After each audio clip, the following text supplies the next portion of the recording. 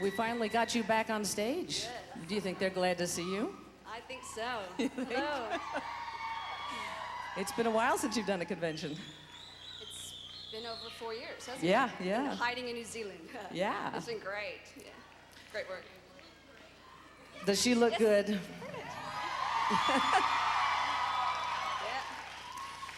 I know the musical episode didn't happen, but I've heard that you guys were doing a little work on the songs. I don't know, any chance we could get you to maybe hum something or...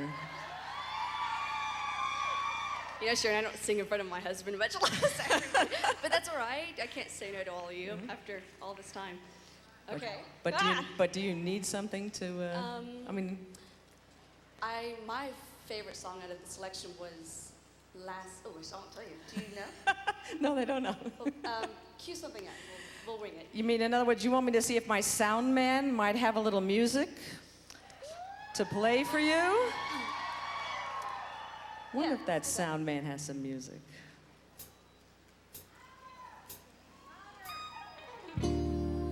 Last dance, last chance for love.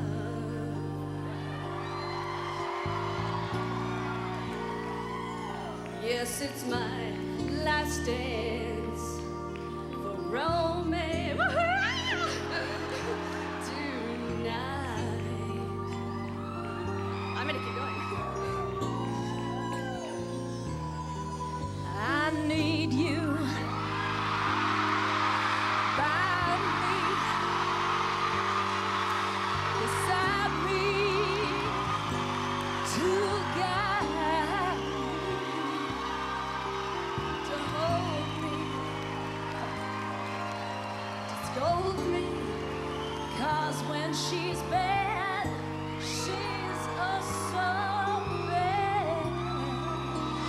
So let's dance, this last dance, let's dance, this last dance, let's dance, this last chance tonight.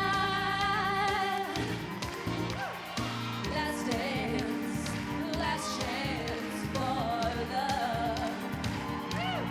Yes, it's my last chance, this romance tonight. Oh, I need you by me, beside me, to guide me, to hold me, to scold me, 'cause when I'm bad, I'm so bad. So let's dance, the last dance, let's dance, this last dance, let's dance, the last dance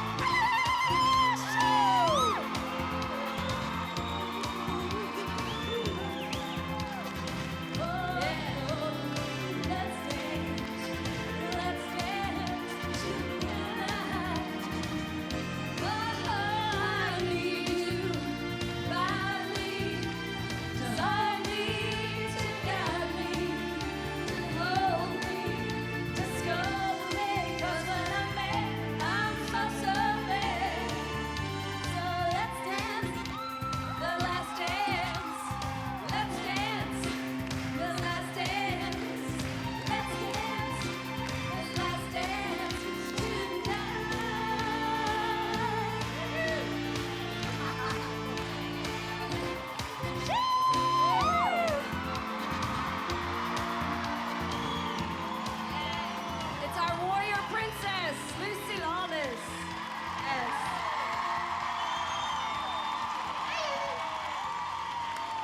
Wow, that was lovely, wasn't it? That was good.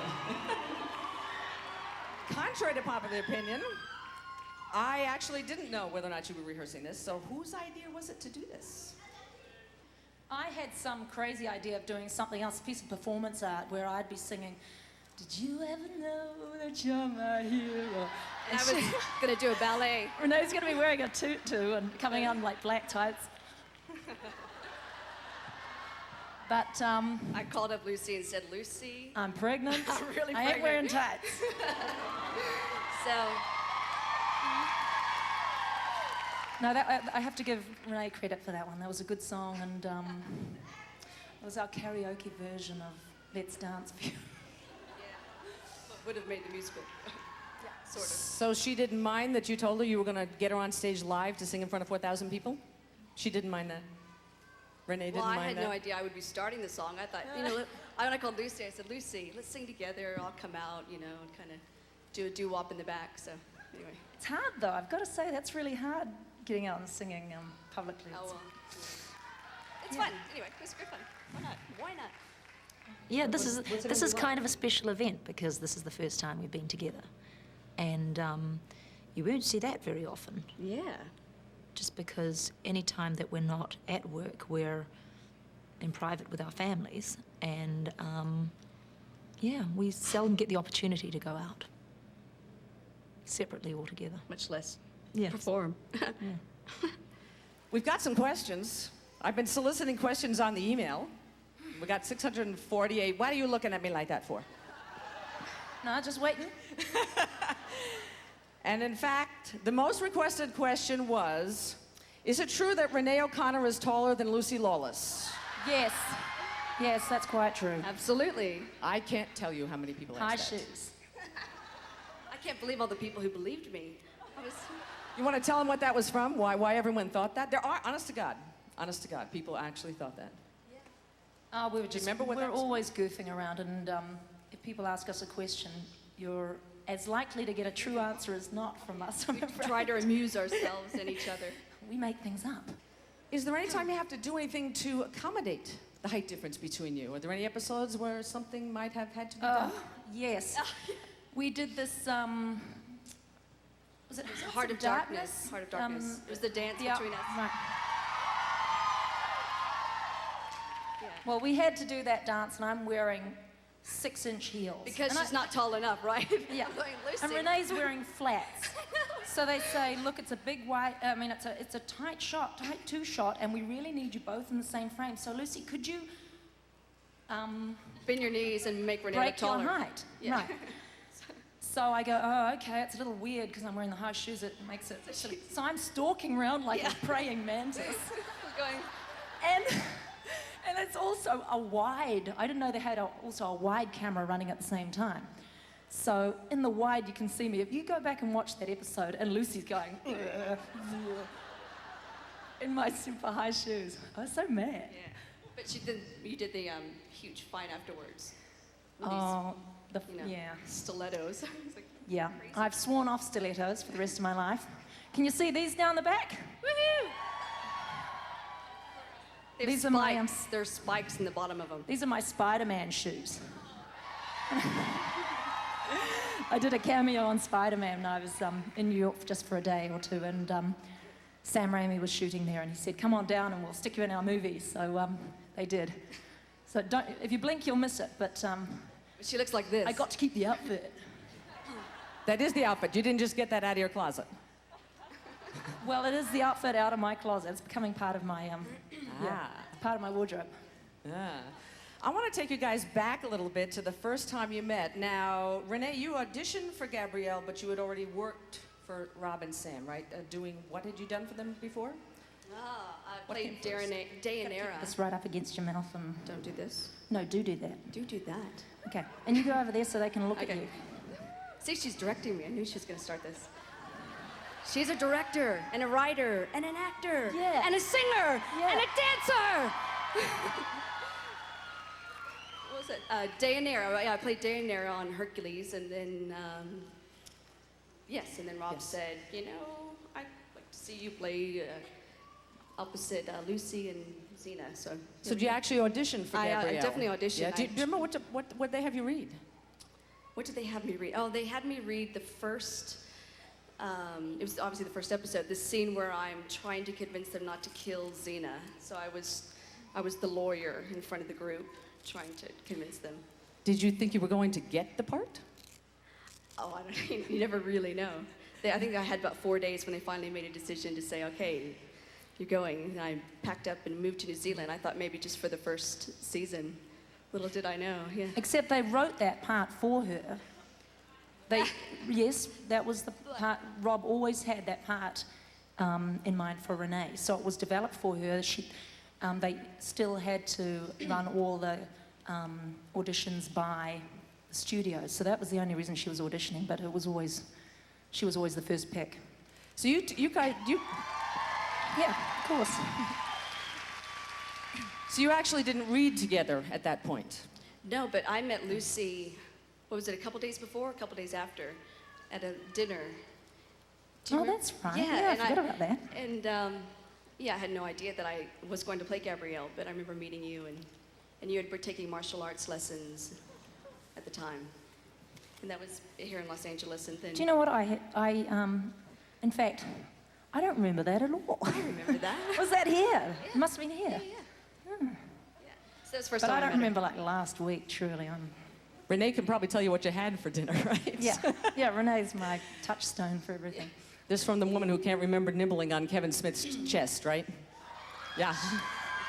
I remember that one episode, but no. No, it just goes right out.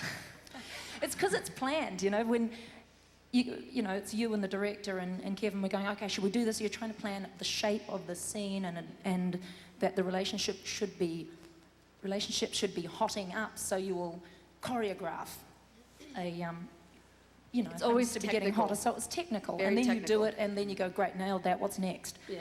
And now I'm really miffed because I go, I've been kissing Kevin Smith for 6 years That's a tough and job, never felt huh? a thing. Can't remember it. What a waste. You So- don't want to hear that, I know. I'm thinking, like, for Renee, getting this part meant that you were going to be moving to New Zealand, pretty far from Texas, for anywhere from 5 to 7 years. So did you take that into account when you signed, nodded your head and signed the contract and said, I'll do this? No, as I said, I had no idea that, I thought the show would continue because I knew Hercules was doing really well, and I'd met Lucy, and I just thought that they had a sure thing. But I didn't think that Gabrielle would be tagging along for more than maybe 1 year. So, What'd you think they'd do to her after a year? oh, put a knife to her throat. Marry her off. Yeah. But every guy she ever kissed kept getting Killed. killed. So Lucky I funny stayed. that. So, Lucy, if the situations had been reversed and you'd have to leave your country, would you have been able to do that at that time? Oh. I'm sure. Xena had been filmed here and you won the part. Oh, that's a good question. I think I would. Yes, I think I definitely would have Moved come over. family and part. Right. You'd have to. It's a chance. It's the part of a lifetime, and I knew it then, and now I know it even more. That you don't get many roles like that in your career.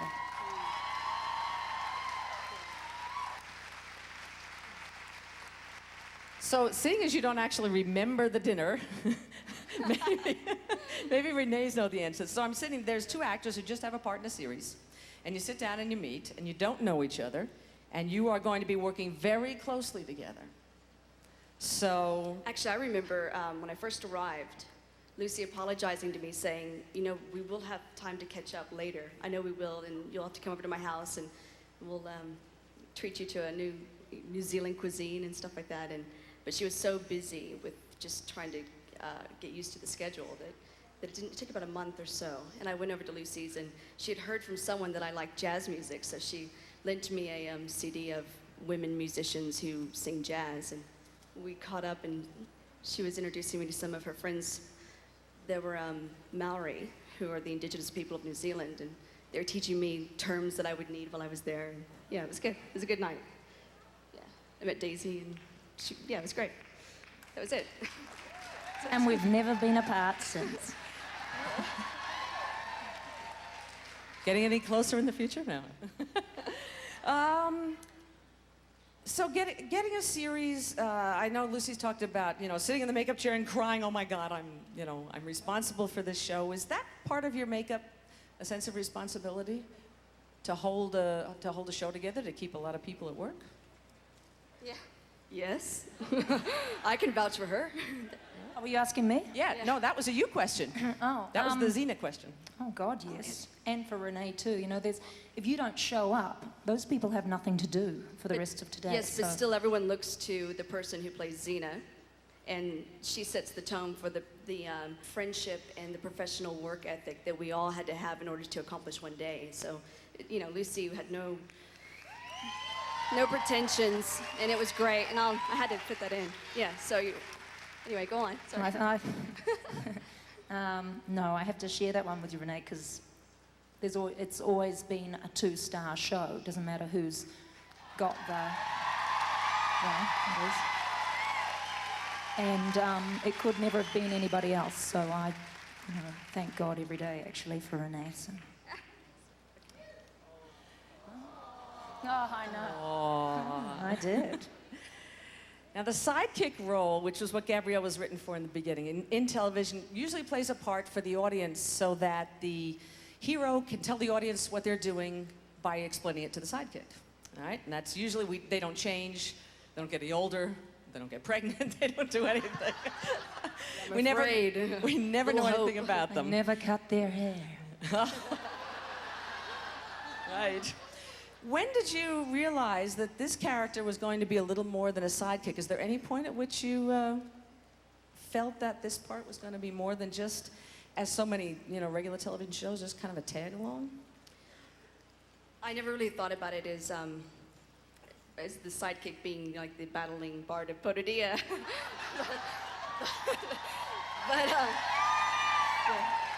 But it was just to tell the story. And how did you do that? You always need someone who could, cause all the problems and be the foil. So I had a good time doing it. That's hard, though. I would find that very frustrating, that your character always has to be the one who causes the problem. And I think as the show went on, and as we all got a little better at expressing what was right for our characters and better at listening to the others about what was right for the characters, for the show,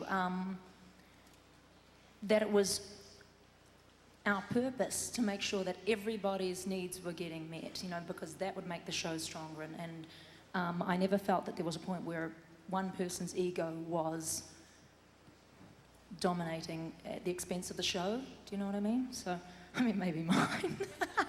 It's like, maybe I just say that because I was the bossiest person around, but I don't know. We tried to be, have a holistic environment kind of thing. Each of you have worked with sort of legendary actors, James Garner for Renee and Anthony Quinn for Lucy. Can you tell us what it was like working with those gentlemen? Oh, he was hot. Tony Quinn was... And James, whew. Yeah. In other words, you had a love scene with Anthony Quinn, right? He was hot, actually. It was James was actually really Someone funny. was always fanning him down. Yeah, it's funny. But when you're 72 and you're kissing some 24-year-old, it's got to work up a sweat. So...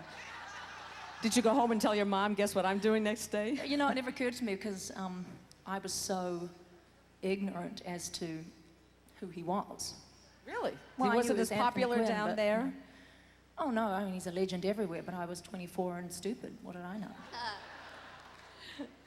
And how was Mr. James Garner to work with? I remember that he had this dry wit while I was working with him, and it actually set me up for living in New Zealand, because at first I took everything very literally. What's that? I took everything very literally. All the jokes just went, are they serious? I don't really know. Yeah, so I got the hang of it after a while. And now I can give it back. Yeah, it's good.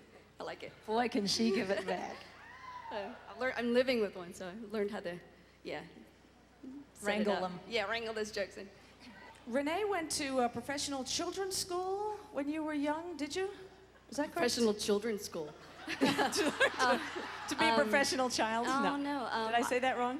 I actually, quite young, I had an opportunity to go to a performing arts high school, and I went there, and I think it was in Houston, and What is this, equal opportunity for performing arts school? yeah. This is a- No, it's great actually, because I learned about different types of people and how everyone can create in a different way, whether it be through media, a dance department, music, acting. So it was great for everyone to come together and try to put on a musical once a year, even though I didn't get cast. Never? Never? No. I had one role, but it was all right. Yeah. I actually caught you on television the other day. What was I doing? It was one of those crime shows. You didn't see that. I saw that. You saw it? Oh no. I look at Rob. Rob. She's going, no, he didn't see it, he wasn't there. Was that the And I went, FBI "Is that story? Renee?" And she's going, you know what? She's playing a hooker, undercover cop. How come we always get the hooker role? I don't know. I don't know either. Yeah, that But was you say, I awful. can't seem to get arrested today. Oh man. So goes our careers. God, yeah, that was it. You both seem very emotionally in tune when you work together. How do actors support each other in a scene? Listen to one another. It's just talking to one another and making every situation real to you. And your first inclination when you're new to this kind of a script is to treat it like high drama, big goofy situation, but that's, I found, Right. the wrong approach. You've got to pretend that this is just as natural as can be, that, you know, one of us is going to get crucified and then, okay, and then you get reincarnated Yeah. and become my child. And then you're gonna be eaten by crabs. yeah, but it's and then I'll get eaten by rats, But and it it'll was be really good. But it's so true. We came and we just looked at each event and said, how does this relate to us? What are we going to lose personally? And if this were, and if we were in this position, and we just kept it, yeah, we What? kept it as real as possible. When people would come in and they would want the characters to be a caricature, then I remember, especially Lucy, she said, what we try to do is find the heart in the show and keep it as real as possible. And it seemed to work. Yeah. Look for the love. Look for the love. Do we need to be like standing up closer or something? I was going to say, every forward. once in a while, just like make sure you don't stumble off the edge of the stage, but Okay, find the end and of maybe the we'll swap stage. over. Because that gets you just a little bit closer, and you can wander. You can even wander out of the lights. Because these people, I wander like over here, because so Okay. up close and personal, those guys. And I will do my best to stay out of camera range. For all the budding actors out there, and I get a lot of email from people saying, okay, what can Lucy and Renee tell us about acting? What's the most destructive thing you can do to a fellow actor? This. Okay, if you guys are the camera, and we're having a scene, this is called 50-50, when you're in absolute profile, and you keep going, oh yeah, blah, blah, blah, blah, blah, And this person has to go, blah, blah, blah. So it's all on you. or if And our- she's on camera and someone's back here and they're supposed to be doing the lines and they're, having a cigarette. Yeah, Xena, that was really frightening, or something. They're not paying attention. Or if... Not that that happens. Okay, We're so really, you're on her, very and I'm lucky. playing my off lines, and I'm going blah, blah, blah, blah, blah, and my hand's going like this in front of the face, as we had happen very often. Ted Raimi, you know where you are. No, it's just a habitual, people are expressive or whatever, but when it's an over the shoulder, you've got to keep all your gesticulation out of their shot. It's just good manners. and it helps when everyone is present and they're actually helping me to work. You got- help me. Do you remember that? Oh, no. You guys delivered a lot of your... You guys an delivered a in-joke. lot of your offlines, didn't you, for each other? Whereas that isn't always common. Sometimes, lead actors don't. I would remember seeing, back behind the scenes footage, you would even do it for guest actors. No, very seldom would you not do your offlines, because Renee and I care that they are as good as they can be.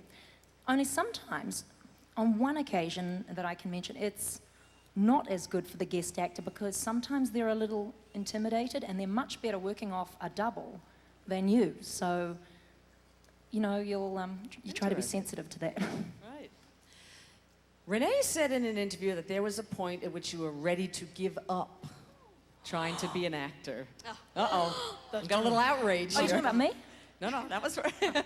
In other words, so what? I sent Like her right away. now. She's gonna pout. Okay, she'll cry. Yeah. What was that point? Oh, well, just very briefly, it was, must have been 2 years before I started Xena, and I just wasn't sure I was on the right path to reach the career that I wanted, and just decided, I don't know, decided after some reflective thinking that I should keep going. And I'm so glad I did, because I've definitely become a different person from working with Lucy and having the character of Gabrielle. It's pushed me beyond what I ever thought I could do, so it's been great. That's something that I frequently hear, that the ones who don't, not necessarily the ones who don't make it, but once you give up, then you're not going to stand a chance, right? What you do? What you do? I don't know. Would you? I keep staring Lady at in her the nose corner. ring. Bad Lucy came today. I got up this morning and good Lucy just wanted to stay in bed. She had PMS. So bad Lucy showed up. Is that nose ring real? Did you have it pierced today? We should, because there are going to be a lot of pictures of that nose ring. I know. I know, but if you that- take it out, it's a very discreet hole, so it's fine. It's a very discreet hole, she said. Unlike the ones in my... Do you think you would have ever given up trying to be an actor? Lucy? I did have one of those crisis of faith a couple of years before Xena, probably, but and I was sitting on this big red beanbag at my parents' place watching the Oscars, and Whoopi Goldberg was comparing that week, and she said, "And for all those kids out there who want to be up here, you better believe it, kid." And I went, "Yeah, damn, I'll stick with it." And I'm so glad I did. I'm not very good at anything else. The pairing up of actors is a gamble.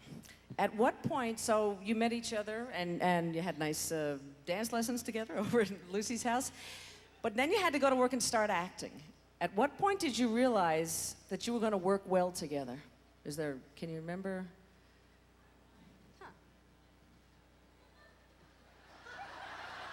I don't think there was ever any question of it. Really? Why not? You were two strangers. How would you know that you could do that?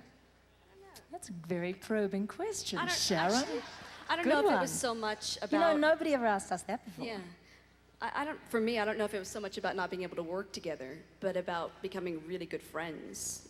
That probably, Right. that evolved, didn't it? And I think by the 8th episode, when we were starting to get all the, the subtext feedback and feminist role model stuff, I think that's when Renee and I probably knitted a bit tighter because you were asked. No. No, because it both gave us something to hook our working relationship on, perhaps. It was something that we both went, that's funny, let's. Yeah. So that would have been our first professional hook, I guess. You've also both talked about the difference in your acting styles. So was there a period of time of learning to meld them together? No. Yes, yes.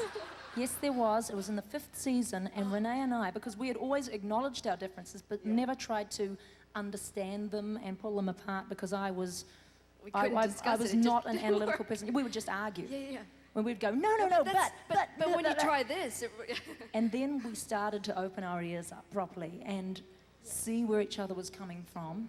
And I borrowed a bit from her that worked for me, Yeah. and And she I borrowed definitely from borrowed some from you. Yeah, that we was borrowed good. a lot from each other, I use it. and we still approach things differently because our brains work differently, but we got a common language at least.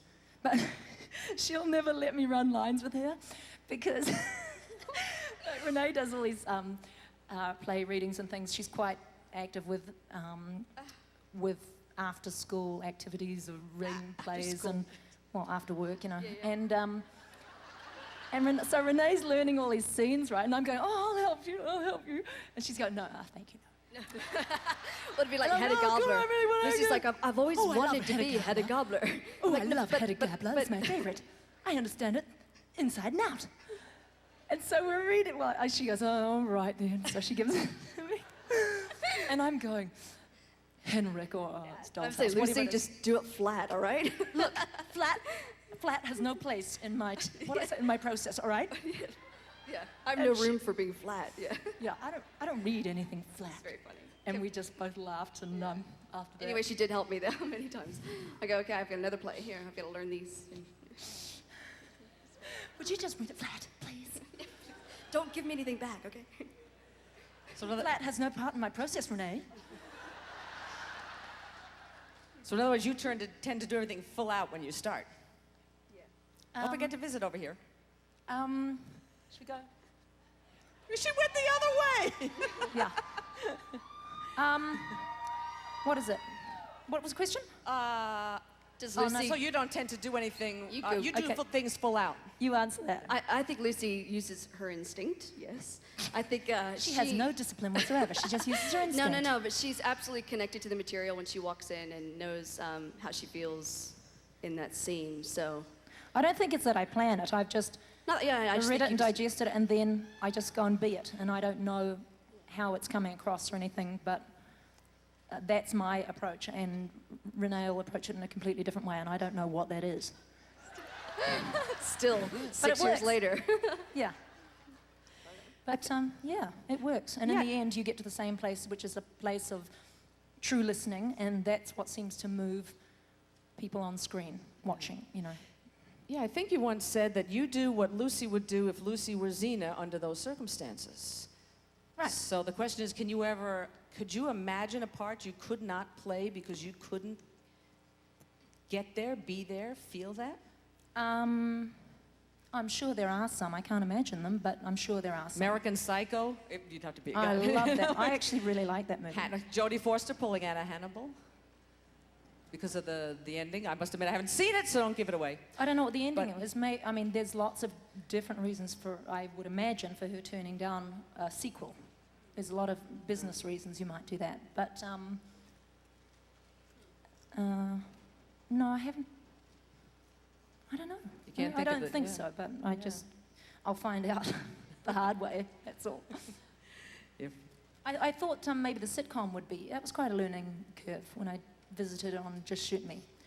And because of the just different format, different, the camera's a million miles away from you because it's multicam, and the way we work is single camera, which means the camera's generally quite close to you, and you know how to act in relation to the proximity of the camera. So you can literally play to the camera the way Xena was filmed. Right, and that way I just didn't know what I was doing because the cameras were a long way away. But in a sitcom, you're just supposed to be living it out, and they're catching it. But it's hard. So No, that- and it's a much, much more. Their format and their style of acting is much more heightened than what we do. It's more theatrical, isn't it? Like it's on stage because... Yeah, I don't know what it is, but it's different. Because everything has to be really loud, and instead of just real. Even though it's completely wild circumstances, you just have to be real in the situation. I was thinking of something that I talked to Renee about recently. The end of Helicon, where Xena says Xena's pulled her off from the fighting. The battle's over, we've won. And Gabrielle comes up to her and Xena says, your people need you. I think it was your people need you. And if you're watching it, she just kind of gives this ever so slight shrug. And I'm thinking that's probably not, I described that to you when I was down there, and you just kind of went, no, little tiny one. In other words, It was probably a nervous twitch, right? Or I had to scratch. no. It was perfectly in character and perfect for the scene. But I'll bet you didn't think of it. It just came out. And that the camera would catch on that, would might not on a sitcom Is that true? camera. Can you remember? I couldn't remember at all. No. No? Speaking of directing, all right, we're going to turn to the budding director here. Now let's see which one answers this question. When you started working on the first episode, Deja Vu, was there anything that surprised you? You had followed T.J. Scott around when he was directing Adventures in the Sin Trade, preparing yourself, and I gather you'd probably read things and talked to other people. What was the biggest surprise as a director that caught you off guard? Said, man, I didn't know that was going to be like that. The time schedule. There's this huge clock in front of you. It's not literally, but in your head, and it's just going and going. Every word that you try to give to the crew, and you start. I swear, it feels like you're starting an hour late once you join everyone on set. So that was the hardest problem, I believe, for most directors, is just trying to keep the schedule and yet trying to maintain your creative ideas. along the way. I think it was somewhere in the year 3 of Xena, I asked Rob if I could direct an episode, and so he obliged and gave me a little 4-part episode, and that was a challenge. And then just recently, last year I said, I'd really like to try one more time since this is our last year. And he went, oh, okay, Renee. And next thing I knew, I had this 8-day episode that had so many stunts in it and gags that I was completely overwhelmed, but excited because it all went together quite smoothly. So yeah, I think I had the directing bug as well as the acting bug. Now it's just a matter of trying to juggle family, directing, and acting all together. But I'm sure it can be done. So it's just a matter of getting out there. You did one comedy, and then you did an action, a straight action, Xena action. Did you prefer one over the other? Was one harder than the other? The first one was the hardest for me because it was also new, and I was trying to juggle, obviously, the inexperience of leading the crew with acting. But the second one was more of a challenge technically because we had so many fights that we had to accomplish and gags in every scene. So it wasn't just a simple scene with dialogue by a campfire. I learned so much from the special effects department, from all the departments actually. Did being an actor help you at all as a director? Being an actor, I don't think so. Actually, I found myself trying not to over-articulate exactly what I wanted and to keep it simple because we don't have the time to go through a lengthy discussion of the scene, and we just had to, move forward. So maybe it did. I don't know. Maybe because I just said, okay, I want you to do this, and I don't know, Lucy. What? Yeah, no. Wait, I got 2 more for her here. Go stand over there, okay. Oh my God. Am I gonna get mail? After directing the show, did it affect your acting? The first time it did direct my acting because I realized how actors can play for a certain lens that I didn't really think about while I was acting beforehand. And I think I thought of it for one episode and then I forgot completely. So. And it was for my shot. She told me that this is a long lens and it's really crunchy and like the camera might be far away, but it's actually here on you or something, so to not be deceived. she passed on her knowledge. It's funny. Yeah. So you've had other actor-directors, like Charlie Siebert. Did you notice a difference between actors who were previous There's always a directors big who were difference previous between actors? that. And every director has a forte. Often a director who has not been an actor will say, I want you to give me this result. Be funnier.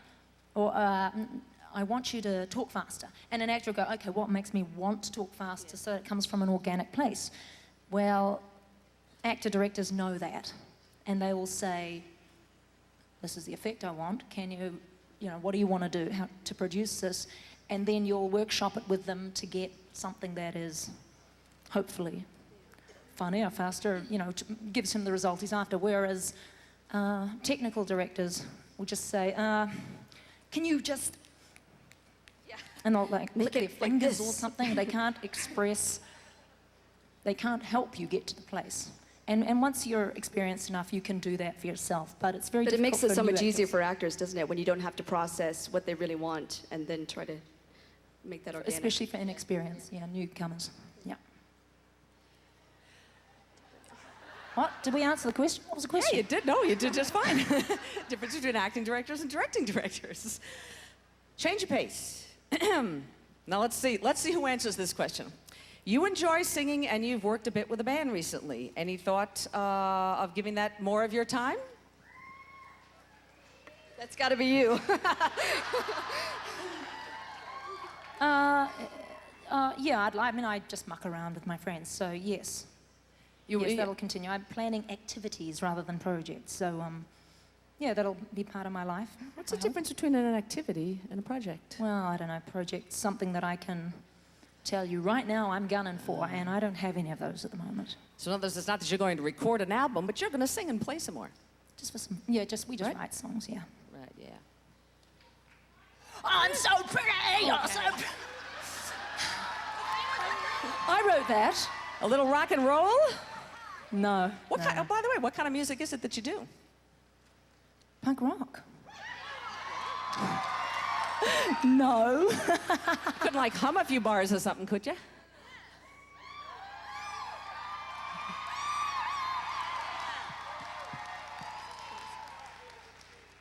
Oh my God. It's not on I'm the not sheet. in fine fiddle. I'm not in fine It's fiddle. not on for the singing, sheet. You Sharon. don't have to. But if it comes out of you, I will for yeah. if it comes out Done of you it later before. on, Okay. right? All right. Someone here in this crowd is named Tracy Barlow, and she wanted to know, the character of Gabrielle has faced many physical and emotional challenges over the course of the series, and as a result has grown and changed in many ways. Has the change and the growth in Gabrielle paralleled anything in your own life? No. What growth? What are they talking about?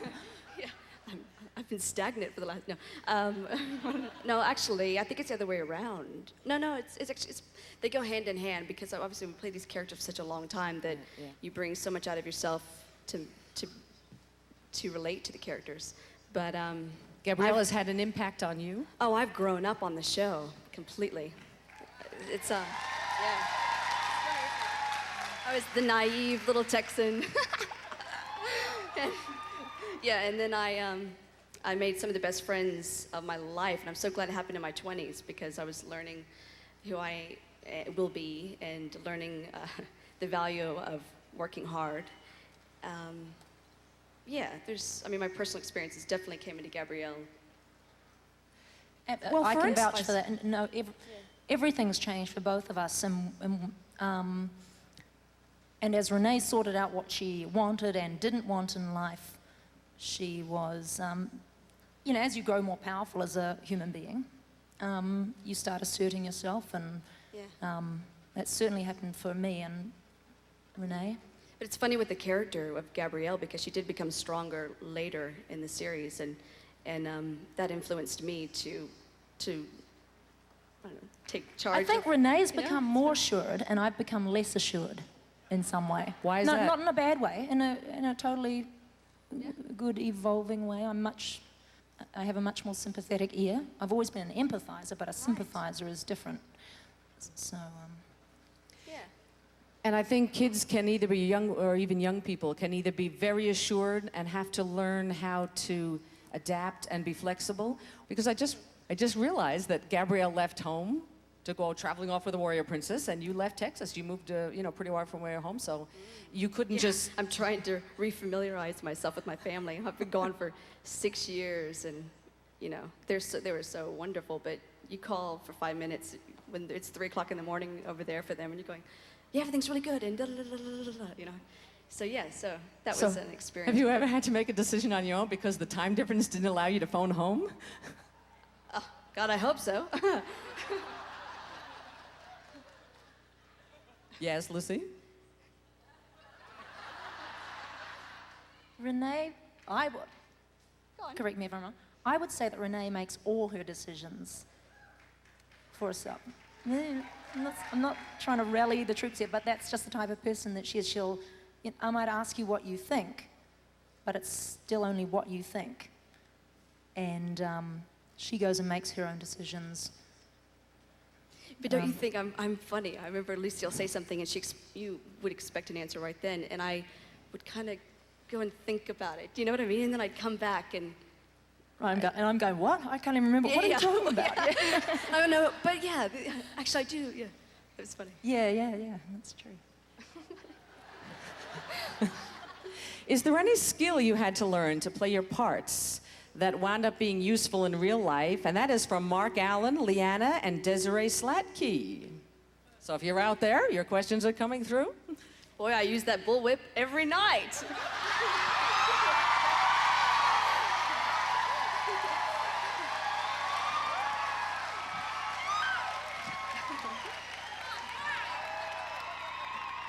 Yeah, I feel a certain amount of closure with the character. There was nothing that I feel that I didn't get to do. You? Oh, no.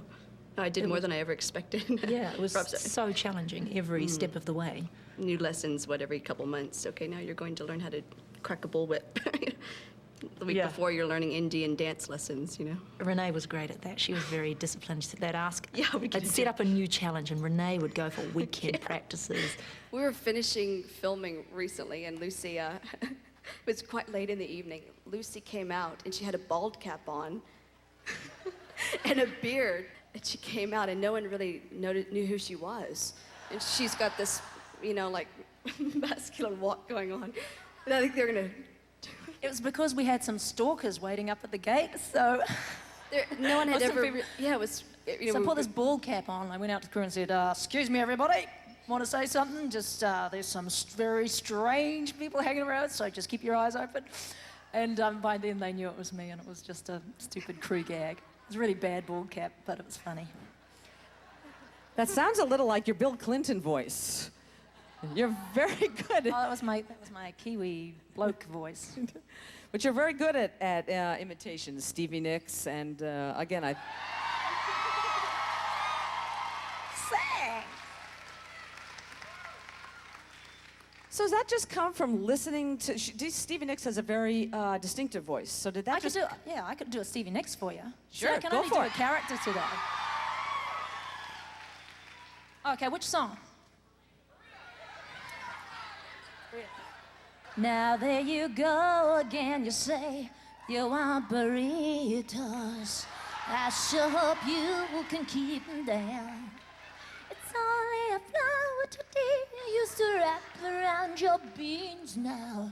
And have you any meat you like to sell? Beans of loneliness and the heartbeat just... see...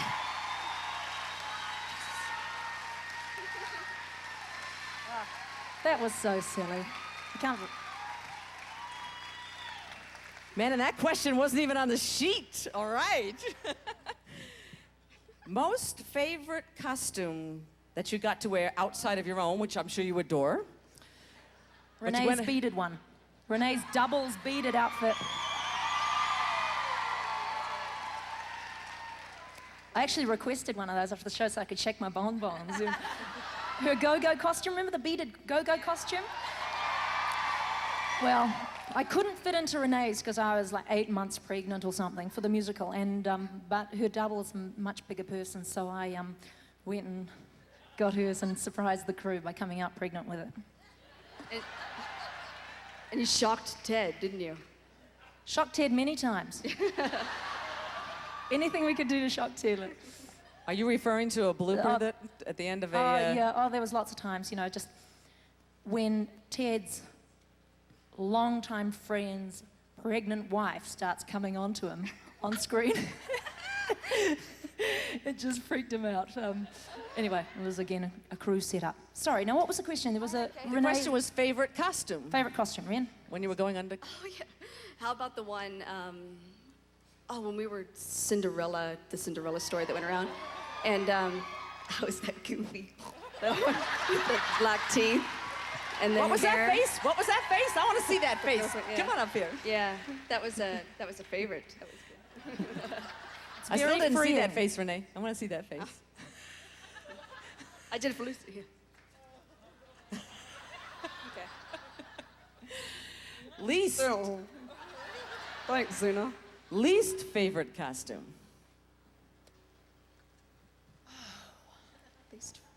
Least favorite costume.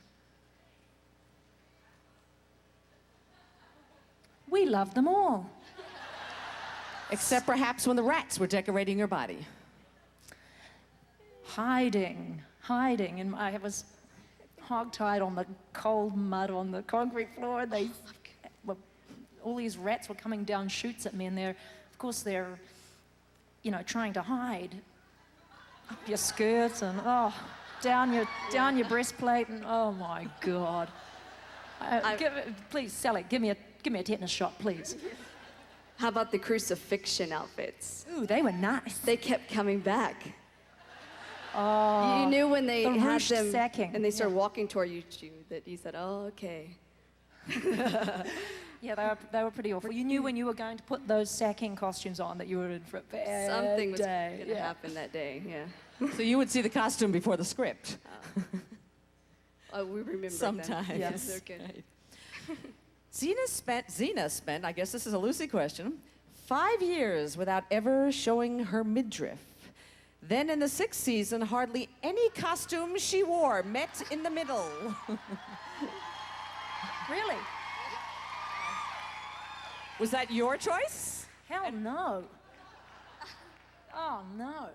No, and it was like 3 or 4 months after I'd had a baby, and I'm going, you're putting me in a harem, belly dancing? Are you kidding me? And I must say, it does make you think about doing your stomach crunches a little more. But see, Renee's just got abs of steel. And she, there's, Oh, I shouldn't do hey, that. you're not at home now, right? I used to do that to Lucy when you were pregnant. Now I'm doing it to you. Renee, how many months pregnant are you? I'm 5 months. 5 months, and she's so small. That Not baby's long in now. here going, oh my God, it's so tight in here Yeah. because she has It's worked going- her abs. It's really loud, too. Yeah, she's ab woman. So you'd go to her for tips, huh? And say, okay, I got to wear this costume. Show me how you do that. Lend me your, what's that, beach ball type thing that you were? It's a fitness ball, and I've noticed they don't have them here in California.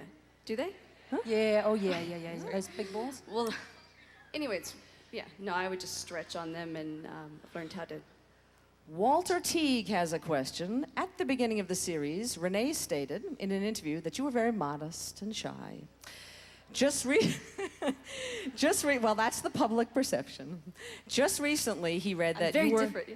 that you were encouraging your customers to make your characters' costumes more sexy. What caused this change in attitude? And he is not complaining. Okay. Thanks, Walter. I think. No, I actually found that when they would change the costume, that I could move more and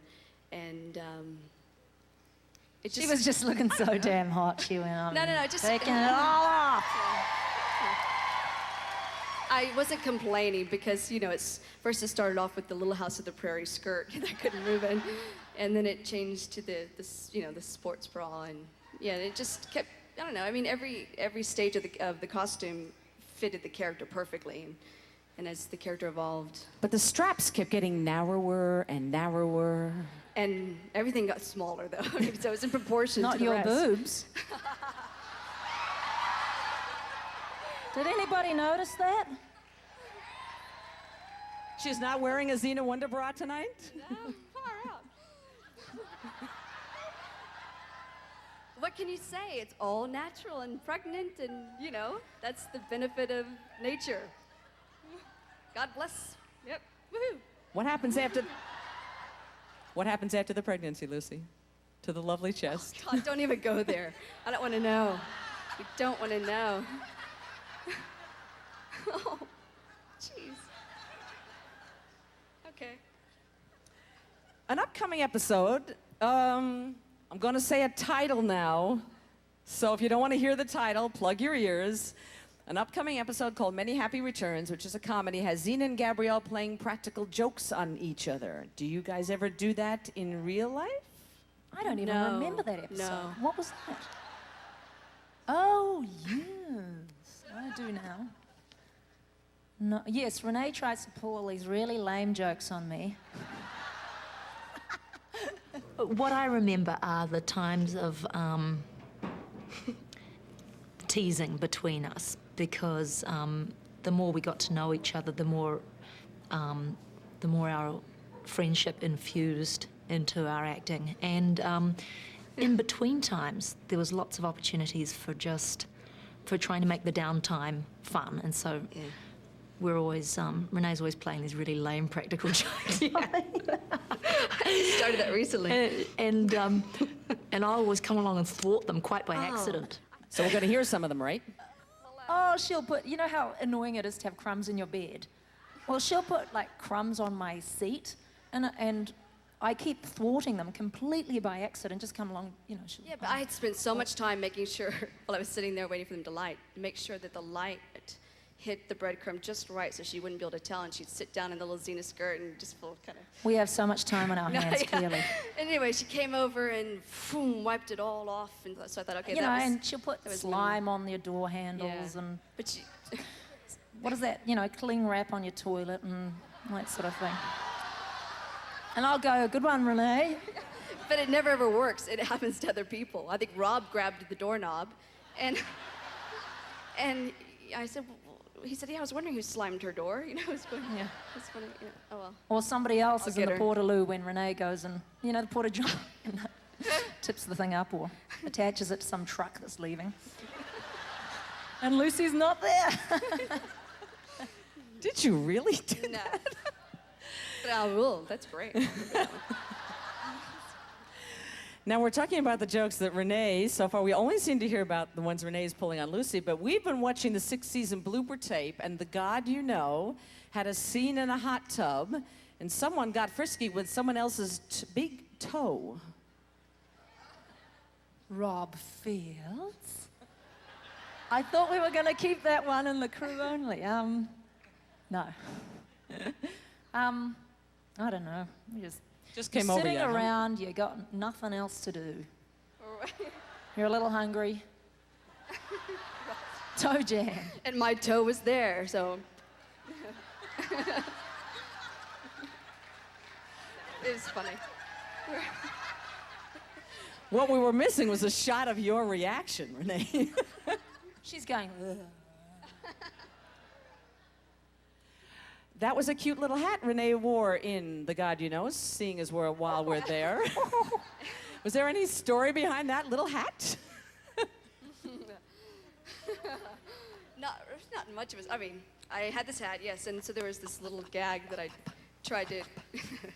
Renee got drier than the rest of us. She did this Yeah. joke where she goes, Which "It's nobody me." thought was funny. That's Because we didn't think it was a joke. We thought you did it so straight and so quick that we didn't know it was a joke. I had this hat, and Adrian was there, and I come up to Adrian and I say, "It's me," for Eve, but so I take the hat off so she'd know. But the hat was, this big on my head, so I'm going, "It's me." It's this Come on. kooky little moment. And we're all going, What is she thinking? and was it in the final cut? No, it wasn't. So Oh, we actually changed it. So I say, "Come with me." It's just You had to be there, but it was truly one of the goofiest film things that ever happened. my finest moment. Yeah. That was an intriguing outfit that Xena had on at the time in the throughout most of that episode, actually. Do you remember the outfit What she was- wore in that? Sort of a black G-string kind of thing. I actually wore that bowling to. She did. I was asked him, "Can I take that outfit just so I can wear it at some event?" And You went out so and- I went out bowling. It was Adam Sandler's birthday party, and somebody said, "Oh, come with me to Adam's party because it's, I don't know, his friend or lawyer or something." And so there I am in that little black netting G-stringy thingy, bowling my little heart out. Was anyone else bowling, or was the whole alley watching you? I look cool with those little bowling shoes too, I gotta say.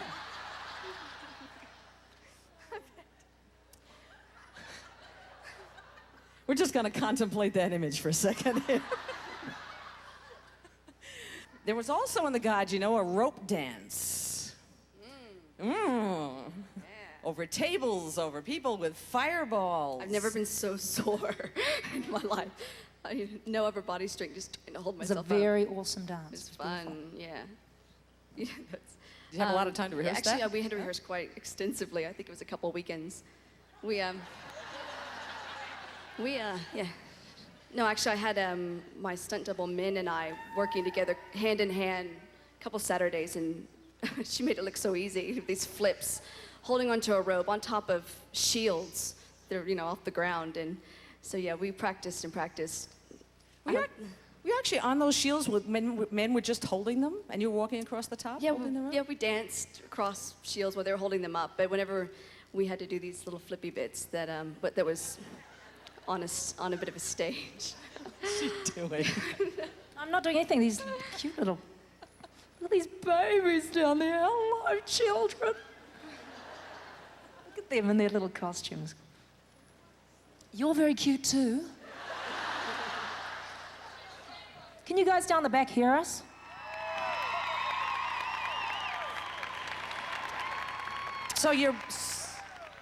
So you're working together for 6 years and becoming very familiar with your styles. Can you remember a time when you surprised, either one of you surprised the other in the response to a scene, caught them off guard? We always do, don't we?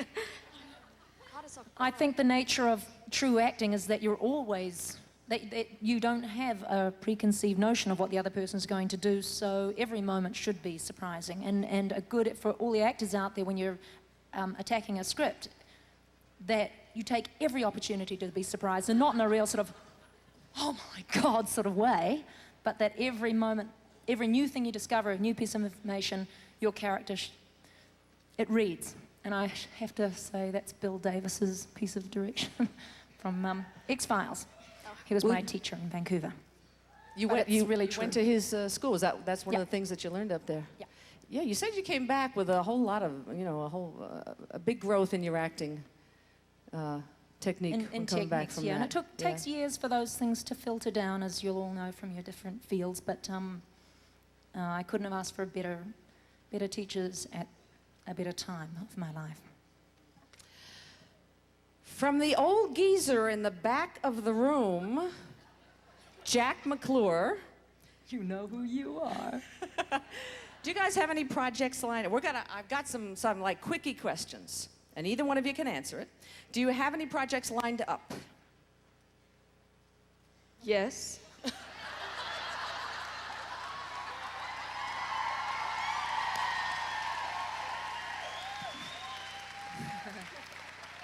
That's one for her. That's one for the little blonde. Yep. Is it a point system? Okay. Yep. Will there be a Xena movie?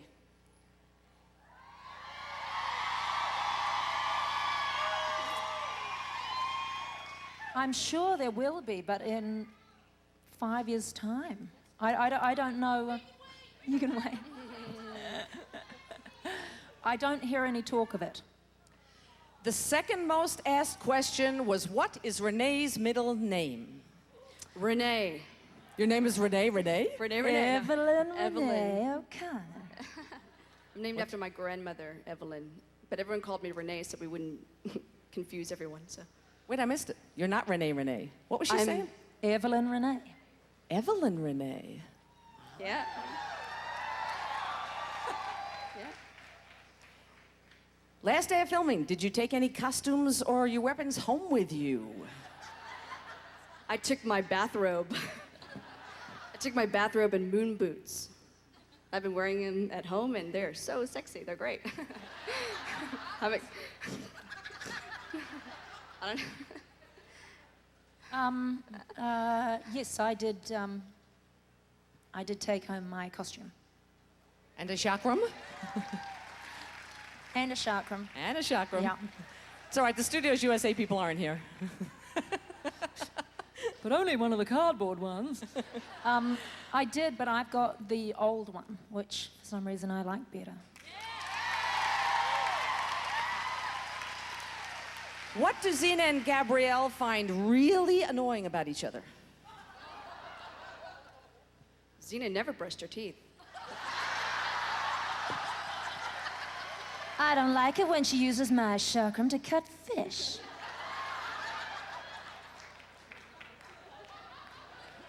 I've got some baby questions. I'm going to rattle them off here. Do you know if it's going to be a boy or a girl? Have you picked out a name? When is it due? And any tips? That's it. Okay. I haven't a clue. I'm just along for the ride. I can answer this one for her. She wanted to find out what it was, but the baby was being modest and wouldn't show itself, and it was too big by the time they tried to find out the gender. And We're due somewhere in the fall. And no, they haven't settled on any names yet. And any time that people ask, oh, what are the names you've got? You'll say, oh, I want Amy. And they'll go, I'm not Amy. Don't call it Amy.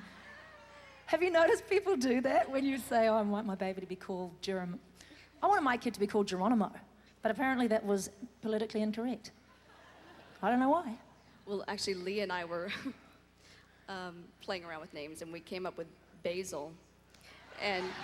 And so I told Steve and his friends that I really actually kind of like this name. But that became the joke, and now for the rest of his life, he's going to be called Basil, I think, whether or not, we use that at all. But, yeah. Oh, well. Has Lucy given you any tips on motherhood?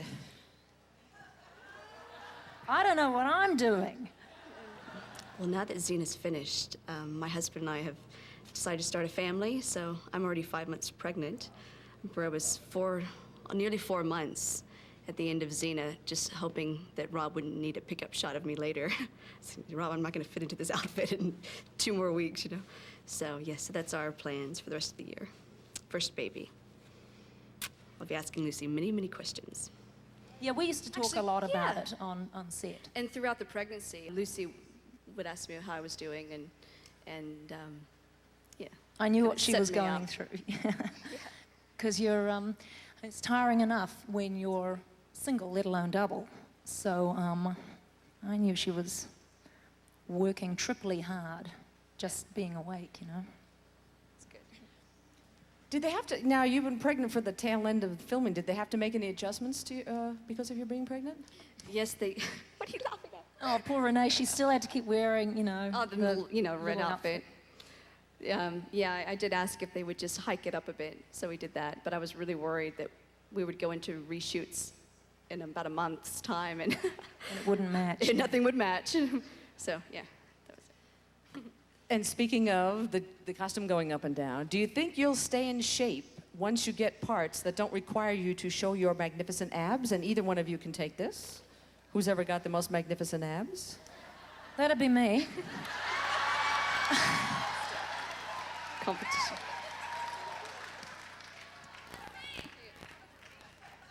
That's really not me. She's still got What do you better abs say? and she's 5.5 months pregnant. I think, I don't know.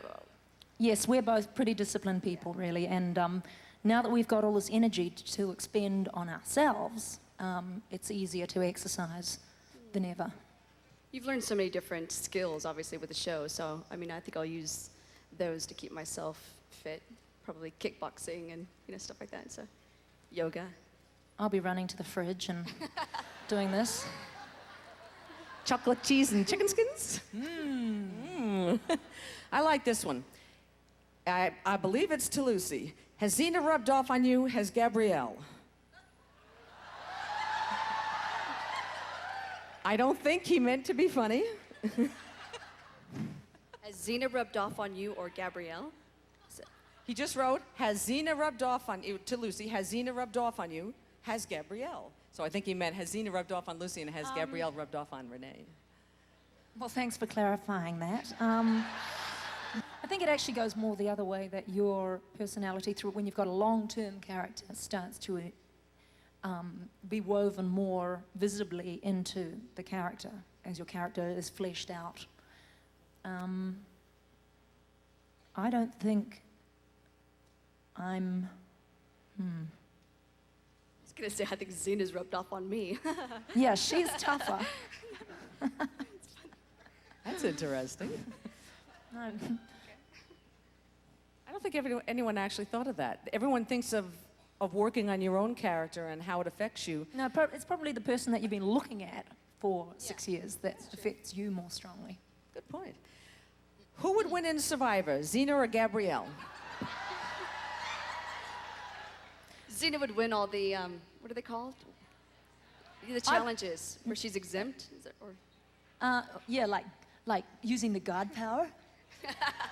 No, And then I would be the one that would try to get everyone off? I don't know. she would win everything that's to do with physical prowess and the abseiling and the everything, and Xena would win by stealth. And I would win by just being tricky. You would be the one with the alliances. And going, Zoe, get my stunt woman to do the abseiling. Or what do you call abseiling here? Abseiling, yeah. No, they don't. They call it something else. When you go up and down on ropes? Oh, Rappelling. been away too long. I'm going to head over this way with these 4 little quick questions. Me too. It's good Lucy, to walk. Lucy, are you going to cut your hair? Renee, are you going to let your hair grow? Renee, are you going to let your hair grow? Lucy, are you going to stay with dark hair? Renee, are you going to stay, what color is it this week? I don't know. I don't don't remember. I'm just going to go with the flow. I'm not too worried about it at the moment, which is quite nice. Yeah. And I don't feel a pathological need to disassociate from the role. It's something I have had my hair cut a little bit. That's just because it was a bit raggy. And I probably will let it go back to its natural color, because dyeing my hair every 6 weeks, until I have to, it just is not a high priority for me, no. Is there something that someone does for you now, or did when you were on the show, that you're going to hate having to do for yourself again? Oh, that cooking thing, feeding yourself. Oh my God. I keep going, do those children need feeding again, Rob? And I've got to do it? Or actually having to figure out where you're going to go throughout the day. It was so easy having someone say, okay, you're supposed to be here at a certain time. Oh, and then I that love was that. 12 See, I hours love later, that. then you're back on track. But Oh, I love Yeah, the it's so freedom of being able to make up your own mind to do whatever you want. Simple things. Quite excited about all the choices I have, and I don't mean career choices, but the choices of what to do in a day, to be able to go to lunch or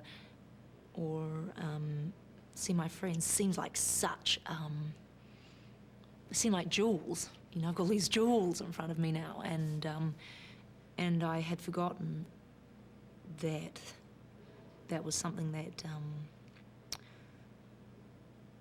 that was easily available to me before, because for a long time it just wasn't an option, so I completely forgot about it. So otherwise you're always like beating your head against a brick wall going, oh, I wish I was making movies, or I want to see my friend. Well, you can't keep complaining about stupid things like that, so you just stop wanting them to protect yourself. So now I'm just like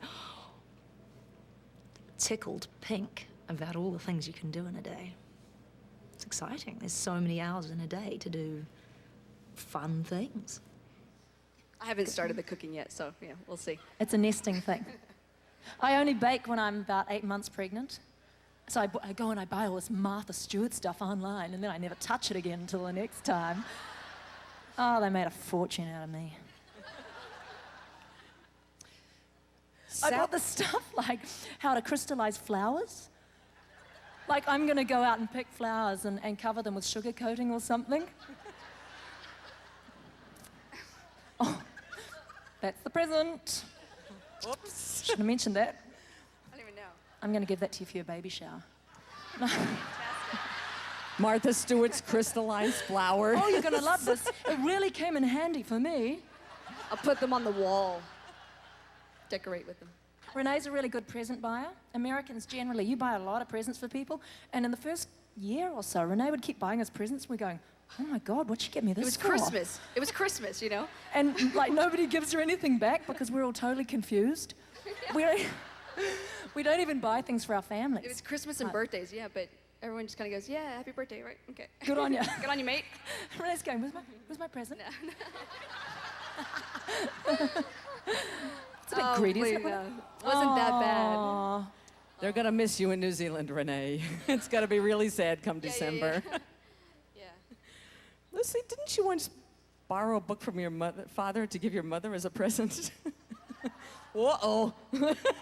My family, presents in my family. The year one brother got a jar of pickles, and the next year, one of my other brothers, the youngest, Daniel, got a spider in a jar. And for my 18th birthday, I got a hole punch from The Office. Remember, Dad? That must have been a reoccurring theme, because then later Lucy started taking the warts and the hair off of different characters that she would play and put them in a little package, decorate it nicely, and give it to one of our cameramen from his girlfriend. But I'd have it come from all sorts of different sources. Like he'd be working down in another city on Lord of the Rings, and I'd send him some grody old wound, with hair in it and stuff. That was a prosthetic. And he'd get these nicely packaged little love gifts. That, Lucy! I've got a long distance. Oh, I've got something for you, Renee. Hang on. Oh, no. Who's it from? It's just one of my wounds. Oh. Yeah. You can use that later. Yeah, try it. Yeah, it goes with the rest. I got a long distance question from Sally Jackson, who's 16. This is a granddaughter, grandmother question. 16, they're from the United Kingdom. And the grandma is 82, and it's the grandmother supplying the question. Is there any particular situation, fact or fiction, that you would like to be asked to portray? Sorry, repeat the question. Is there any situation, fact or fiction, that you would like to portray? Not necessarily a character. I think she's talking about a situation. Well, you couldn't recreate this, could you? This is as surreal as it gets. I don't know. Yeah, there's some things I'd really like to have done. Just to take people and make them see somebody experience a situation that you are never going to be in. There was this one part, I read a movie script, and of all the parts in it, there was a couple of great big parts, but I wanted this small part where the woman dies, effectively in the teaser. And you're introduced to this relationship. They're a husband and wife team and a friend. They are a nuclear or germ warfare, they're a worst case scenario team, and they will go into these installations when something goes wrong and they will fix it. Well, the husband and wife team split up, and the friend and the wife go down into this chemical warfare room where everything's going wrong, and the husband is up in the control tower. He's watching everything. He's, pushing buttons up there, and they've got helmets on their camera, and the wife gets locked in the chamber, and she's got 40 seconds to say goodbye. And the fear in her, and the reality, and trying to say what needs to be said, given all that going on, is something that I always wanted to do, to take you there. And this is how I would be in this situation. This is how one would hope one could be. But it would make you cry. I like to make people laugh, and I love to make people cry.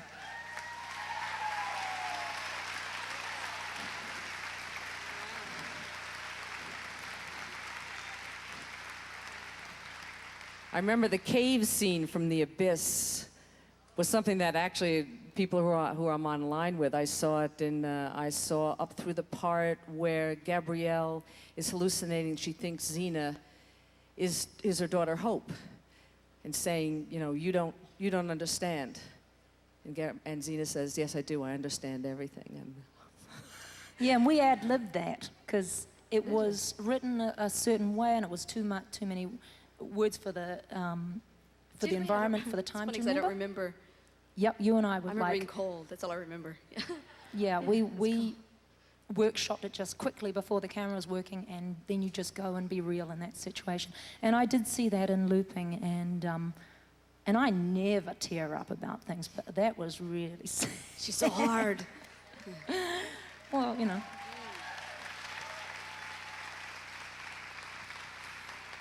My husband cries at things, when a sad situation happens to Xena and Gabrielle. He's very affected. Yeah. And I'm going, are you kidding me? Cut some time out of that. Needs to be cut tighter. there's two things about this group out here. One is that there's a lot of birthdays. Don't start singing happy birthday song. It's illegal. But raise your hand if it's your birthday out there. Like Mark Boyd and his daughter, who's out there. Happy day, everybody. Can we just say happy birthday to the birthday people? Happy out there? birthday, people. Happy birthday. Isn't that crummy Mark. that song is not allowed? Yeah. If we could sing it, we would sing it to you. For he's a jolly good fellow. Oh, for he- shit. Is that copyright? I don't know. I think that's okay. I don't think it holds a copyright to that.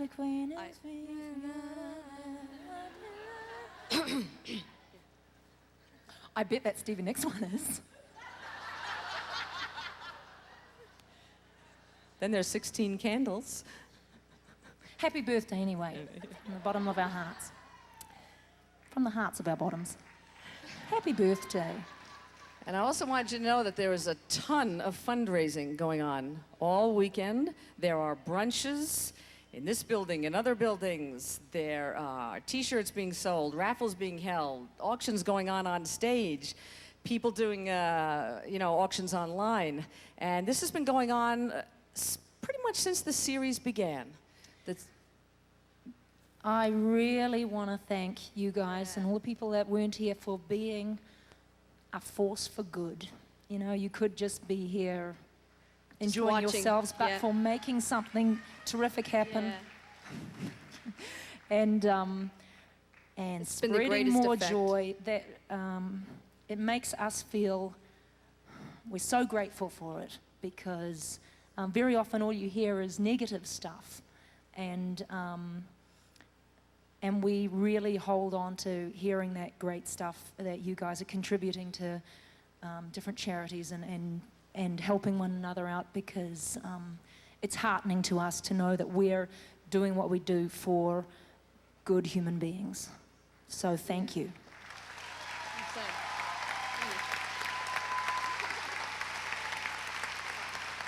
And from the sublime to the ridiculous, Renee, how is it swinging through the air on a rope with Ted Raimi in Fins, Femmes, and Gems?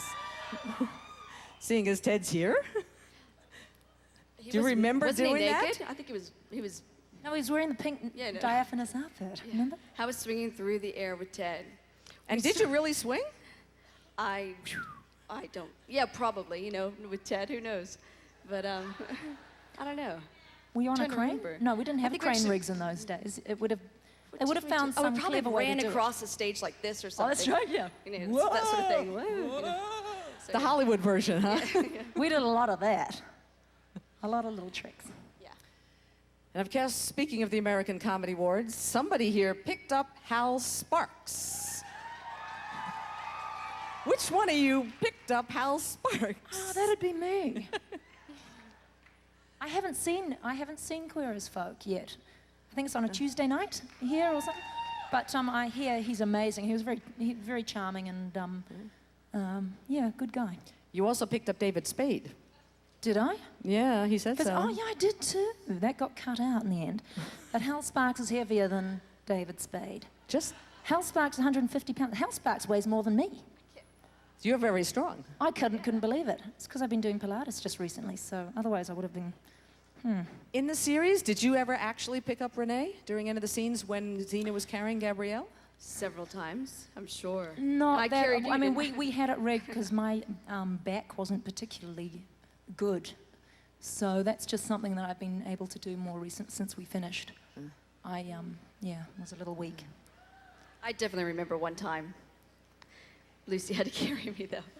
It was when I was supposed to be pregnant with Hope, and she just kept And running that's why across. Gabrielle got dragged out in the rain that time. Remember, you guys are going, how come she's helping Eve and dragging Renee?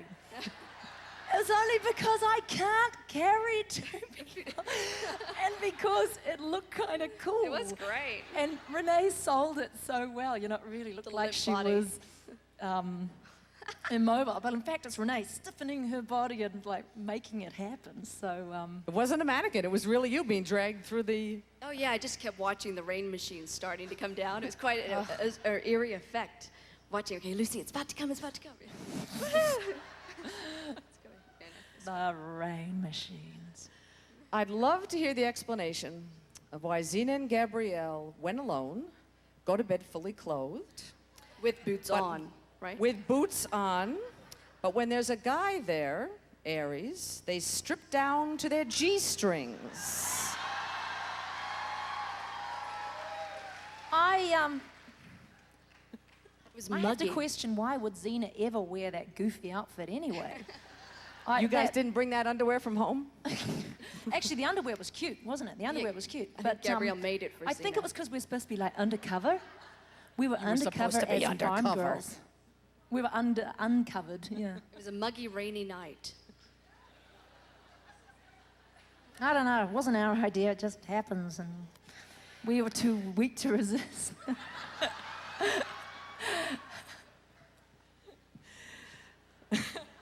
She just keeps looking at you, Lucy.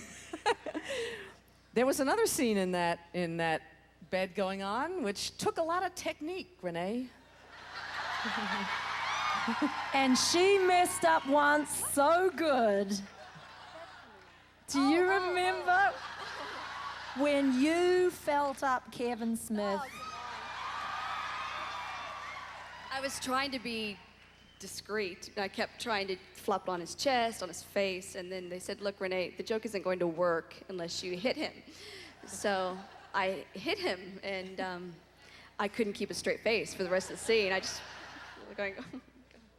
It was hard. There was a little chuckling going on, huh? You could see my body shaking, I think. You know? Yeah. Isn't it amazing what they forget? Do you know how long it took for that to register on Renee? Yeah. Oh, time flies when you're having fun, right? You, You've both done a lot of fighting with stunt people. So in Aries Farm, you had to fight each other. It was just on the television, I think. Yeah, it was a fake fight to fool some warlords. Come on, Warrior Princess. Come on, Warrior Princess. Oh, yeah. It looks like you did a lot of it. That's a very Lucy Renee thing. Yeah. We kept adding the bumping and, you know. Yeah. What kind of bumping? We can't do that bumping Because my stomach hits first. We just saw that. Oh, that's right. Yeah, in the tent. Oh, that was great. Because She got it. You have to understand these. so nice fighting with Renee because she's so darn good. It's like fighting with the best stunties. Yeah, right. It's like fighting. I never get to fight Zoe or Renee. I got to fight Zoe. That was Yeah, wild. fighting Zoe's a pleasure. Yeah. And she, again, teaches you as you go. Because you know you're always, How to make it she's look- always going to be, she's going to make you look good. She's always going to be where your punches go. You know, if the hilt of your sword is coming in for a hit, her face is going to be perfectly positioned, and I mean, you could do it blindfolded and she's going to make you look good. So thanks, Zoe, wherever you are. A lot of wonderful stunt women, but Renee is... It's all back Yeah, to the me. best. Come on. In The Haunting of Amphipolis, you guys were tied together. Difficult to do? No, because I've watched Arms. Evil Dead 1,000 times. So, yeah, that was fun. That was fun. But Renee really got the sharp end of the stick that time because she got put in that slimy, stinky water, and she was covered in like Actually, it was avocado, quite- Vegemite. That was vomitous, wasn't Actually, it? it's funny when you're ignorant about the whole thing because you come out and little I do you was know, just everyone's retching because of the smell of artichokes that you're wearing. Oh, was it artichoke was or just- asparagus? going Something along. disgusting. Yeah, it was artichoke, And, asparagus, mayonnaise. But actually, you don't. But when you're wearing it, you don't mind. That's what I mean. I was fine. Yeah. No. It was okay for you, Renee, huh? The rest of the cast just keeping Yeah, their they distance. kept far away. And from Danielle, who's here, and Kelly Smith and Veronique Reed, who's not. During a recent... Well, they couldn't come.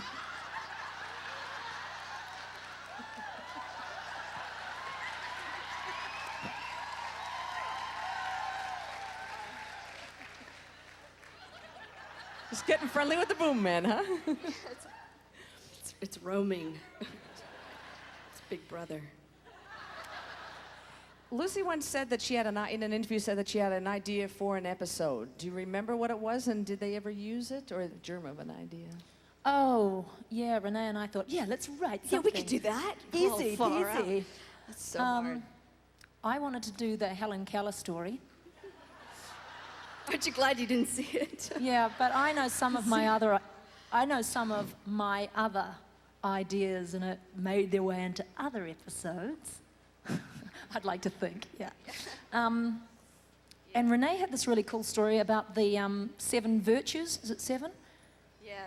Being at war and... It was quite funny because I spent a lot of time writing the beat sheet, and Rob was so nice about it. He said, well, you know, it was pretty good, Renee, but no one understood what it meant, but but good on you, you know, for trying.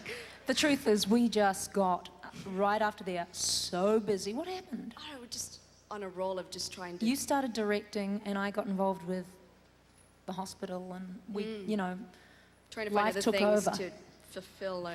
And we were struggling just to be actors, so We we should have just stopped there. put that on hold. I'm going to remind you, guys, you are there, modern day episode, Michael Hurst, the reporter, right? Oh, yeah. There was a power failure at the end of that episode. And Xena started to say, well, technically... I don't know, it was a ... on the page. There was nothing on the page. What you really said was that... For all the time... What she said. She said, Xena... No,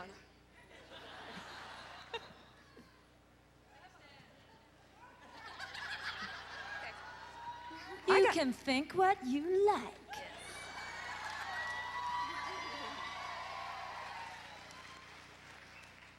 Renee, when you first played Gabrielle, and you're going to be... Gabrielle wanted to go with Xena, and you needed to find a way to relate to her. Well, how did Gabrielle look at Xena when they first met? What was she, this late rides into town, this warrior, adventuresome? I think she just wanted the breastplates. That's all that mattered. Gabrielle wanted to be the warrior. That's what... You couldn't fit him anymore. And at the time, they No, fell not off. that way, this way. What's the matter with you people? Gabrielle always tried on the boots at night. And That's where you got swishy that skirt. fungus. Yeah, we shared the foot fungus, yeah. We share everything. So were you just kind of sort of hero worship, or I'm trying to think of what I think she might have used the phrase, I'm just in awe. But I use that all the time. Actually, I'm leading up to something, but What- you're what not is- what picking is the up on it. question? When I first started playing Gabrielle, I wanted to find a way to relate to Lucy, and I'd never played with a woman who was the hero. There was obviously the maternal connection, but I remember playing the lover affection for a person with her. I am 4 years older than you. 4. Cradle robber. What do you mean? In my mind, that's how I started to relate Gabrielle to Xena. I was falling in love with this woman. Explain that. No, it was serious. I liked it. Do you remember what you? I don't remember you ever saying that. I think I said something to the sort, yeah. But yeah, no, that was true. Rather than, like it became a sister relationship, just, it was all about love. And so, of course, It was all about love. yeah. It was. Every minute of every day was about love. Every. I do have to say that the relationship between these two is a Blossomed. first, yeah. Yeah, it is. It's been amazing, yeah. First on TV. Yeah. I never wanted the whole subtext issue to become like a grubby gag. And there were times when Renee and I went, It feels too much like a gimmick. this belittles gay people, it belittles straight people. It's just that for there to be subtext, to me, is completely fine, but I don't want to make it a grubby little joke. That's low. So if there were times when we objected to it, it's because it wasn't It was it wasn't for an uplifting. effect that someone else wanted, as Yeah. opposed to being about the love between the two people. And sometimes we might have failed in that. Sometimes we might have been too joking, but it's never been in our hearts to make that subject a grubby joke. Yeah, we don't like that.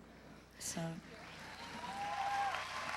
In other words, when people would make fun of it from the outside, basically they were stepping on the love between two characters, between two human beings. Whether you want to see them as straight or you want to see them as gay is irrelevant to the fact that these are two characters that love and care and respect one another. And I don't know any gay people that wear their gayness as... I said it to a journalist the other day. It's like, I felt as if they're trying to put a little armband on you and so that they can put you in a box and forget about you. Right. You know, so... We didn't want to label the characters. We just wanted to work with the relationship. yeah. Yeah. Renee, do you remember what Gabrielle said to Xena the first time they met? You've got to take me with you and teach me everything you know. I'm not like the other girls. Oh, no, what is it? I'm not the little girl they think I am. Is that right? Yep. I wonder if Gabrielle had time to think about that as she was leading the troops onto the beach during the war at Helicon. And if she had known what lessons she would learn with Xena, would she make the same choice today to follow the warrior princess? You live by the sword, you die by the sword. Eh? She chose the life of being with her best friend Xena, and that obviously affected her. So I think. And there was a long time where she was choosing the way of peace and non-violence, and, and just went, that ain't working That doesn't for me work anymore. And that actually happens in life, doesn't it? You know, that it's a balance, and you just got to keep evolving, and I suppose that's what happened to our characters. And Renee once said, if I shed a tear, Lucy turns into a waterfall when they're working together. Does that come partly from, Lucy, from your own emotional vulnerability and partly from what you get from each other?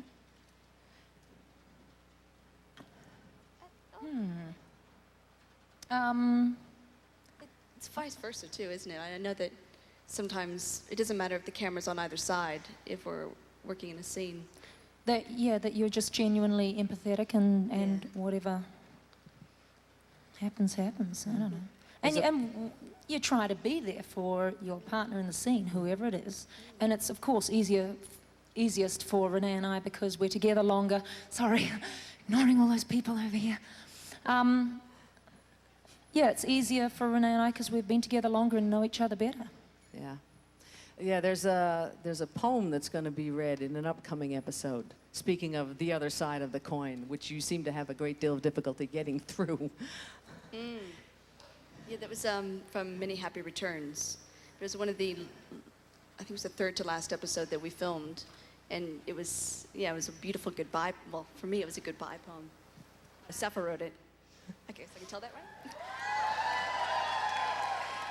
It was a great day. You know, we were up working on Bethel's Beach, which has this cliff top, and you can just see the expanse of New Zealand. It was gorgeous around all these beautiful people, and there was Lucy and I having this funny moment together, which was one of the last before we really dug in to, have our finale.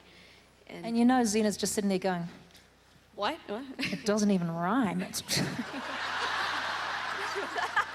haiku schmaiku. Knowing how the series ends, you guys do, we don't have a clue. Are you satisfied with it?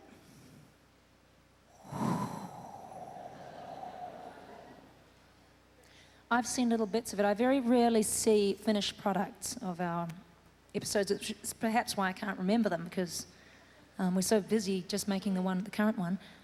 And I've seen tiny bits of this one. And some truly... I saw some too, and truly... heart-wrenching, heart-wrenching, lovely, beautiful moments. Some truly, gorgeous. Shocking moments. It's a real, it's one hell of a journey. Yeah. I think... in the end, I feel a real sense of closure. Yeah. I feel...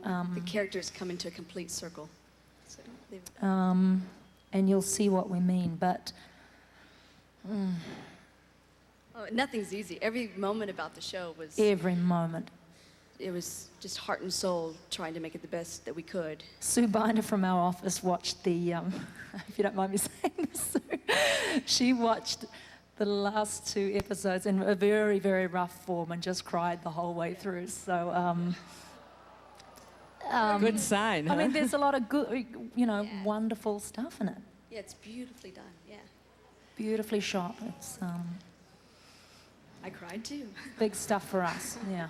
It's good. It's just great. I mean, Very challenging. And you know what? If it wasn't challenging and if it didn't just kick ass to the end, if we weren't making the bold choices in how the show is written and the choices you make in the acting, the choices you make in the editing, if those people weren't making bold choices, it wouldn't honour the last 6 years of blood, sweat and tears that we put in. And all I can tell you is we went down with vigour to the very end, every ounce of everything we had.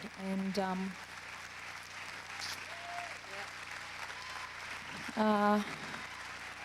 I don't even know if you can say that. I don't know if I can say I like it, but I love it. What happened, the way it ends. So you'll no, see. You'll all see, and then we can have a chat. knowing what you do about the 6 years that Xena was like, the good parts, the bad parts, the wet, the cold, the rats, the hanging upside down, the mini costumes in the 40-degree weather. What am I missing? Being buried up to your neck in sand. Right? Would you do it again? If I could go back in time, I would do it again. I would do it again. Absolutely. If we start now, I couldn't do it again. Starting Monday? If I started Monday, I couldn't do it again. If we had to go a 7th year, I mean, I would have been up for it and we would have gone vigorously towards the end, but it would have been really hard. And I think after that, after another year of Xena, I would be physically, it would take me a long time to recover. It was magic, and it was in a wonderful place and in time and space, and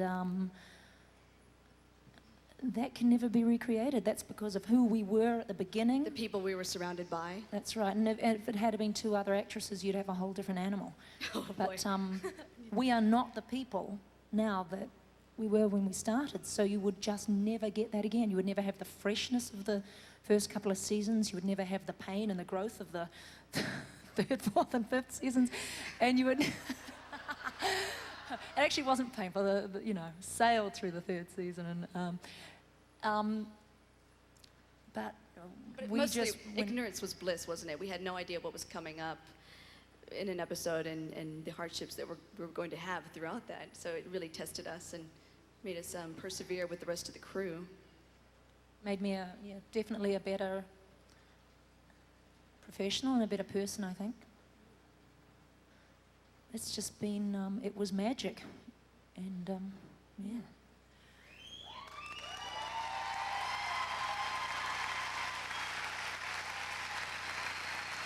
I think maybe there's just one thing this audience would like to see one more time.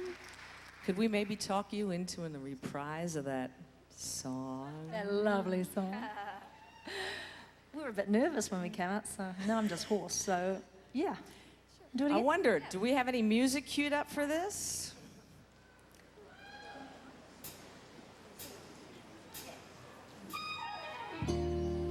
Last dance, Last chance for love. Yeah, this is my last chance for romance tonight.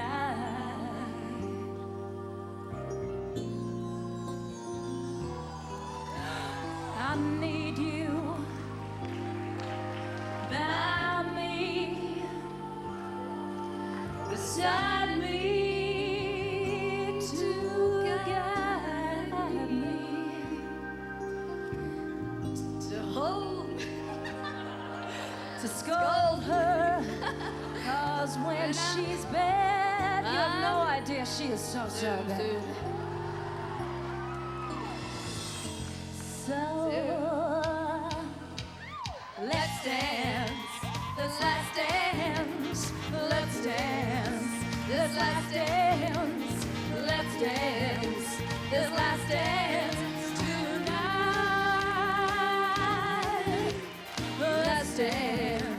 last chance for love. Yes, it's the last chance for romance tonight. Oh, I need you by me, beside me, to guide me, to hold me, to scold me, 'cause when I'm there, I'm so bad. So let's dance, the last dance, let's dance, the last dance, let's dance, this last dance tonight. Bring out the others. Ooh, let's dance. Oh, ooh, oh, let's dance. Oh, I need you by me, beside me, to guide me, to hold me, to scold me. 'Cause when I'm bad, I'm so bad. So let's come on, this last dance. Let's dance, the last dance. Let's dance, the last dance tonight. Thank you so much, Thank you everybody, all. for all your goodness and for your big hearts. Thank you so much.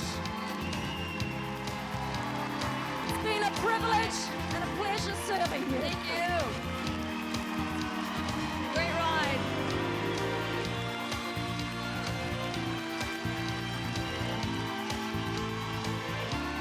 We'll see you again. Thank you.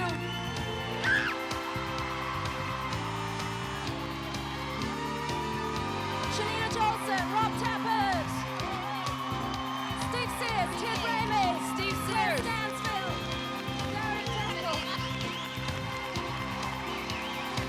and Alex Tidings.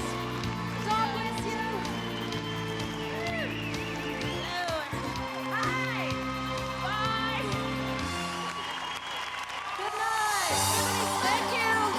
Rockfield.